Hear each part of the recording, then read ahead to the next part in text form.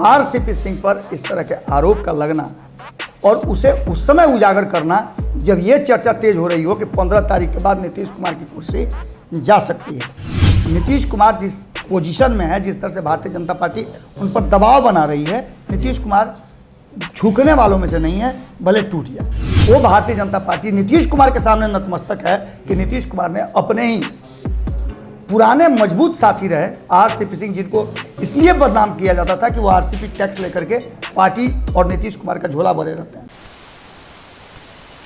नमस्कार, भारत लाइव देख रहे हैं आप और ये रातों रात है। काफी दिनों बाद रातों रात की वापसी हुई है, जिसकी वजह से कई दर्शक लगातार कमेंट भी कर रहे थे। बाबा बीमार थे, इसलिए रातों रात हम आपके सामने लेकर नहीं आ रहे थे, लेकिन बीमारी के बावजूद भी अभी भी आपके सामने खबर देने के लिए लगातार बाबा तत्पर हैं। और एक बार फिर से रातों रात में इनका जीत था कि अब नए सिरे से एक बार रातों रात में नई खबर के साथ आई जाए। ये रातों रात मुख्यमंत्री नीतीश कुमार को लेकर भी है और नीतीश कुमार बिहार की सियासत के चाणक्य कहे जाते हैं। ऐसे में सीएम नीतीश के कई फैसलों ने लोगों को चौंकाया है।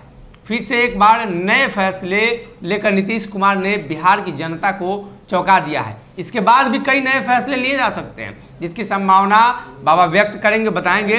नीतीश कुमार के पाला बदलने की बात चल रही है। नीतीश कुमार एक बार फिर से लग रहा है कि उनकी कुर्सी जो है डमाडोल होती हुई दिखाई दे रही है। आरसीपी पर भी कार्रवाई हो चुकी है। भाजपा उसके एवज में तो कुछ ना कुछ बयान देगी। पहले तो सनी हर हर महादेव, आप लोगों के प्यार और दुलार के बस में पूरी तरह से कैद हैं। यही कारण है कि आप लोगों के सामने फिर से हाजिर हैं। पहले तो थोड़ा सा बता दूं कि सब कुछ ठीक ठाक था। दिल्ली से मेदांता से इलाज करा के आने के बाद यहाँ भी डॉक्टरों से संपर्क किया, उसके बाद दवा रिएक्शन कर गई थी। ब्लड बहुत पतला हो गया था, जिससे इनर ब्लीडिंग हो गई थी, जिसके कारण अस्पताल में भर्ती होना पड़ा। मैं सबसे पहले तो 2 लोगों को बहुत बहुत धन्यवाद देना चाहूँगा। पहले तो पटना के जाने माने डॉक्टर मनोज, जिन्होंने बिना किसी देर किए तुरंत फैसला लिया और पारस में एडमिट होने की बात कही। उन्होंने समझ लिया था कि मुझे हुआ क्या है। और दूसरा निशांत त्रिपाठी, जो कार्डियो हेड है पारस हॉस्पिटल के। इन दोनों आदमी का मैं तहे दिल से धन्यवाद करता हूं। इन लोगों ने बहुत ही बेहतर इलाज किया और जितनी बातें पारस के लिए कही जाती हैं, मैं सीधा उसका गवाह हूं। ऐसा कुछ भी नहीं है। बहुत अच्छे डॉक्टर और बहुत अच्छी व्यवस्था है। चलिए हम आते हैं अपने उस जगह पर जिसके लिए हम यहाँ आए हैं।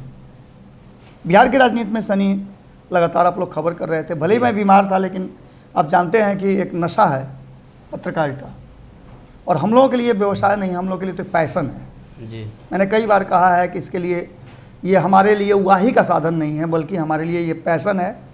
और यही कारण है कि हम ठोक करके कहते हैं जी। कि बिहार की राजनीति में होने वाली कोई भी घटना जिसकी जानकारी हमें है, उसे हम यथा स्थिति आप दर्शकों तक पहुंचाते हैं और आपकी बात भी रखने का प्रयास करते हैं सरकार और जिन संस्थाओं से जुड़ी हो उन तक जी। बिहार की राजनीति में एक बड़ा सुनामी आया है, जैसा कि सनी से आप लोगों ने सुना होगा कि नीतीश कुमार को कहा जाता है कि बिहार के राजनीति के चाणक्य हैं। और चाणक्य की धरती पर यह जरूरी नहीं है कि ब्राह्मण हो वही चाणक्य होगा। इस धरती हर किसी को चाणक्य बनने का मौका देती है और ख़ास करके ये जगह का महत्व होता है। जैसे आप काबा जाते हैं तो वो जगह का महत्व है जी। जैसे आप महादेव के शरण में जाते हैं, काशी जाएं, बनारस जाएं या फिर बाबा बरमेश्वर नाथ के साथ जाएं, कहीं भी जाएं तो उस जगह का महत्व है और वहाँ जा करके आप एक लोटा जल ढारते हैं और अपनी मनोकामना पूर्ति करते हैं। बिल्कुल बिहार की राजनीति में चाणक्य नीति को अपनाने वाले लोगों की मनोकामना पूरी होती है और ये मनोकामना पिछले 17 सालों से नीतीश कुमार की पूरी हो रही है जी। लेकिन अब उसमें कहीं ना कहीं अवरोध आ रहा था, क्योंकि चाणक्य के नाम को दूसरे तरफ शिफ्ट कर दिया गया था जी। नीतीश कुमार के ही साथ भारतीय जनता पार्टी ने बिहार का सफर शुरू किया था और उसी नीतीश कुमार के सामने उनसे बड़े चाणक्य की उपाधि मिलने लगी थी। आपको पता ही है, अमित शाह को अमित शाह बड़े चाणक्य कहे जाने लगे थे और देश में उनकी तूती बोलती थी। यहाँ भी आकर के उन्होंने तूती बोलवा दिया। नीतीश कुमार को यह एहसास हो गया कि कहीं ऐसा तो नहीं कि मैंने अपने चाणक्य की पदवी को छोड़ दिया है जी। यही कारण है कि नीतीश कुमार ने एक्शन लेना शुरू कर दिया। चाणक्य की बहुत सारी ऐसी बातें हैं जो सत्ता से और शासन से जुड़ी हुई हैं। जी अगर उसे अक्षरशः आप पालन करें तो निश्चित रूप से आपको सफलता मिलती है। बिहार में बदलते हुए राजनीतिक परिवेश में ये बातें आप लोगों ने भी सुनी होगी और हम भी लगातार कर रहे हैं। 2020 के चुनाव परिणाम आने के बाद से जी जी ये लगातार कहा जा रहा है कि सरकार ये अस्थाई 5 साल नहीं है, कभी भी सरकार ध्वस्त हो सकती है। नीतीश कुमार जिस पोजीशन में है, जिस तरह से भारतीय जनता पार्टी उन पर दबाव बना रही है, नीतीश कुमार झुकने वालों में से नहीं है, भले टूट जाए जी और वो जगह आ गया है। पिछले कुछ दिनों में आपने देखा होगा कि आरसीपी सिंह के साथ प्रायोगिक तौर पे आरसीपी सिंह का प्रयोग किया गया जी और उस प्रयोग में आरसीपी सिंह मोहरा बन गए। आरसीपी सिंह ने कोई गलती नहीं की, जी पार्टी के राष्ट्रीय अध्यक्ष थे, उनको फैसला लेने का अधिकार था और चूंकि भारतीय जनता पार्टी से बेहतर संबंध बनेगा तभी दोनों की सरकार चलेगी, उन्होंने एक प्रयास किया दोनों के संबंधों को बेहतर और मधुर करने का। अध्यक्ष के रूप में उन्होंने अपने आप को भले ही केंद्रीय मंत्रिमंडल में शामिल किया लेकिन तुरंत अध्यक्ष पद छोड़ भी दिया। जी ये भी उनकी विशेषता ही कही जा सकती है, राजनीतिक कौशल भी कहा जा सकता है।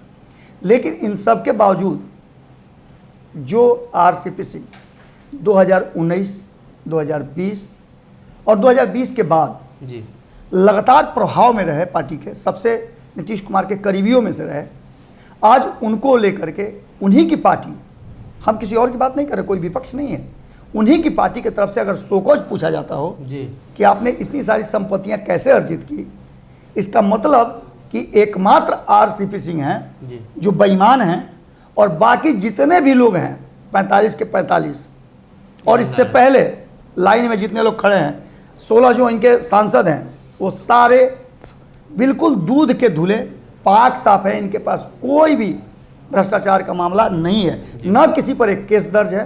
अब पता कर लीजिएगा ना, आरटीआई डाल करके देख लीजिए, किसी के पर कोई केस नहीं है, न नीतीश कुमार पर कोई केस है। अरे साहब क्या करते हैं आप, ये तो शो कर रहा है लेकिन राजनीति है, ये चलते रहता है। कल तक जिस भारतीय जनता पार्टी को ईडी बीडी सीडी का नाम लिया जाता था, जी आज वो भारतीय जनता पार्टी नीतीश कुमार के सामने नतमस्तक है कि नीतीश कुमार ने अपने ही पुराने मजबूत साथी रहे आरसीपी सिंह, जिनको इसलिए बदनाम किया जाता था कि वो आरसीपी टैक्स लेकर के पार्टी और नीतीश कुमार का झोला भरे रहते हैं, जी आज वही खुद की संपत्ति के लिए दोषी करार दिए जा रहे हैं।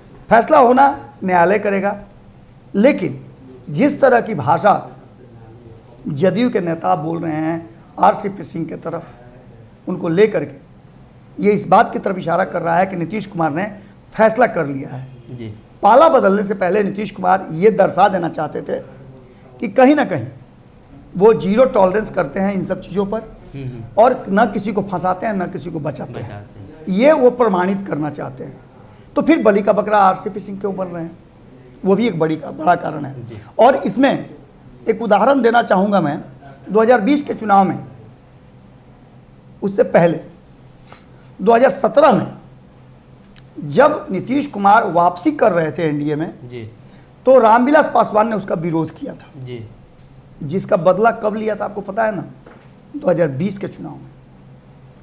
2019 के चुनाव में नीतीश कुमार ने अपने हिसाब से सीट शेयरिंग का फॉर्मूला तय कराया 17-17-6 का, जी सब कुछ ठीक ठाक चल रहा था।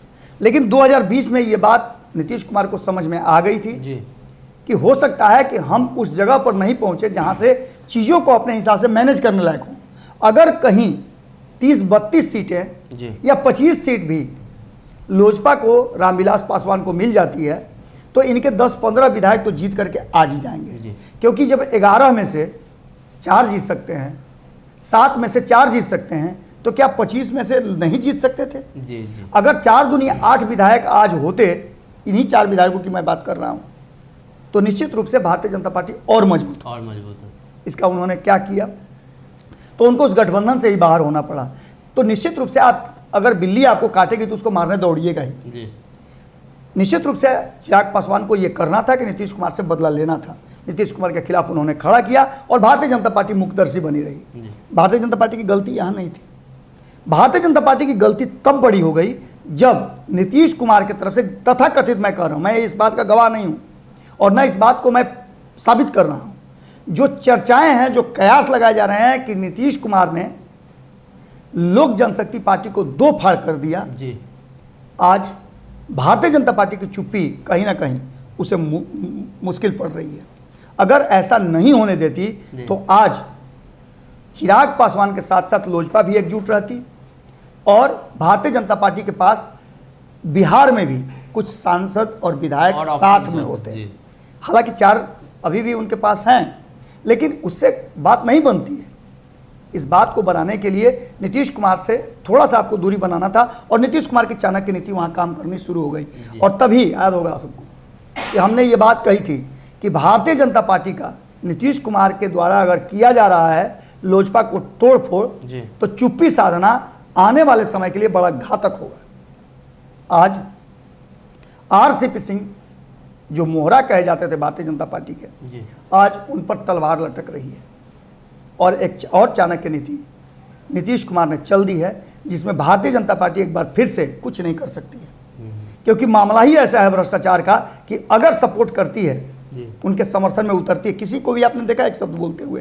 कोई नहीं बोल रहा है। सब सिर्फ बोलने वालों में नाम जदयू के नेताओं का है। विपक्ष भी इस बात को कह रहा है कि पता नहीं क्या हो गया। विपक्ष को भी अंदाजा होगा कि हमारे साथ आ सकते हैं। बिल्कुल, इसलिए सभी चुप्पी। लेकिन भारतीय जनता पार्टी की चुप्पी यहाँ समझ से परे हो रही है। अब सबसे बड़ी बात यह है कि इसका सीधा सा मतलब होता है कि नीतीश कुमार ने पाला बदलने का मन बना लिया और तेजस्वी यादव का एक्शन बता रहा है।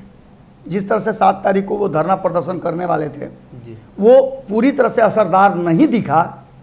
इस बात की तरफ इशारा कर रहा है कि ये राष्ट्रीय जनता दल की शैली नहीं है।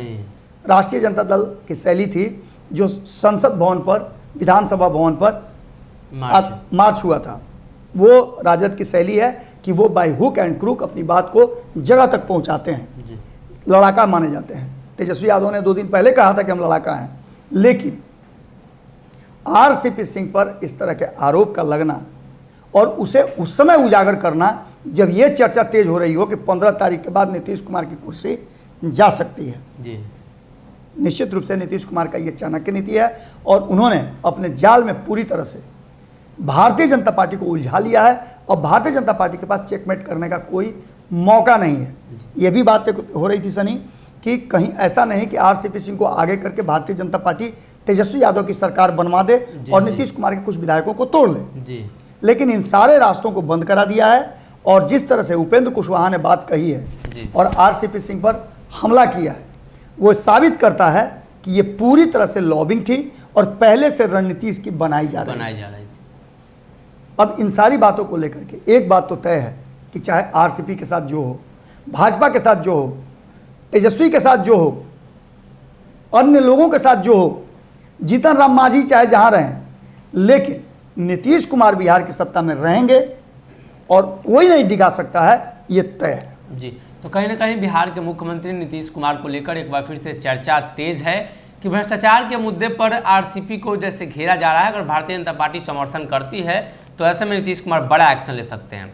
पिछले बार तेजस्वी यादव के साथ सरकार में थे और जैसे ही तेजस्वी पर भ्रष्टाचार के आरोप लगे तो कड़ा एक्शन नीतीश कुमार ने लिया था। अब एक बार फिर से वही चर्चा तेज हो गई है। देखना होगा नीतीश कुमार की चाणक्य नीति और बिहार की सियासत में नीतीश कुमार को लेकर जो चर्चा चलती है कि आने वाले दिनों में वो सही साबित होती है या एक बार फिर से ये कोरी कल्पना होती है। सनी, मैं रोक करके एक अंत में बात अपने दर्शकों के लिए कहना चाहूँगा कि आरसीपी सिंह ने जो संपत्ति अर्जित की है, जिस पर 40 से अधिक मतलब 50 के आसपास अलग अलग संपत्तियां बताई गई हैं कि जो गलत तरीके से खरीदी गई हैं, गलत तरीके से उस पर रजिस्ट्रेशन कराया गया है, 2014 से पहले से जुड़ा हुआ ये मामला है। क्या नीतीश कुमार को 2014 से पहले पता नहीं था? तब क्यों पता चला जब नीतीश कुमार खुद उनकी कुर्सी खतरे में थी, तब ये ऐसा क्यों आया? हो सकता है संजोग भी हो, लेकिन हम दर्शकों से जानना चाहेंगे, आप जवाब दीजिएगा कमेंट बॉक्स में कि ये क्या है। क्या इसमें सच्चाई है, नीतीश कुमार की ईमानदारी है, या फिर वो चाणक्य नीति है जिसमें किसी न किसी को तो मोहरा बनाना था? जी, तो कहीं ना कहीं ये सवाल आपके लिए है, आप कमेंट बॉक्स में अपनी राय दे सकते हैं। फिलहाल के लिए इस रातों रात में अगर ये वीडियो पसंद आई और वह बिहार के राजनीति और बिहारियत से सरोकार रखेनी तो सब्सक्राइब बटन दबा के चैनल के सब्सक्राइब कर ली। ओजे एगो घंटी बा, ओकरा बटन दबा देला से कुल सटीक और मारक खबर रुआ मुफ्त में मिल जाई। अगर रुआ पत्रकारिता के हमनी के नया प्रयोग में सहयोग कर चाहतनी तो ज्वाइन बटन दबा दी। पेटीएम नंबर नोट कर ली 9386816700। धन्यवाद।